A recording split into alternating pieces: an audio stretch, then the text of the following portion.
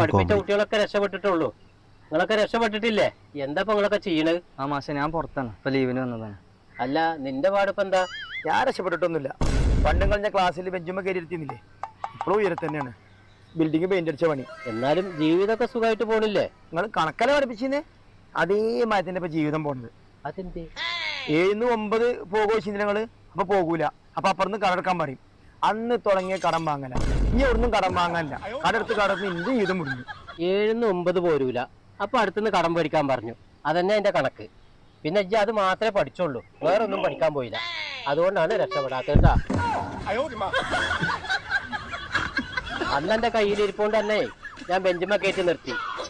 ആ ഒരു എക്സ്പീരിയൻസ് ഉണ്ടായതുകൊണ്ടൊക്കെ ഉയർത്തി കയറി പണിയെടുക്കാനായി. ഞാൻ പഠിപ്പിച്ച കുട്ടികളിലെ ഏറ്റവും ഉയർത്തി തന്നെയാണ് ഇപ്പോ.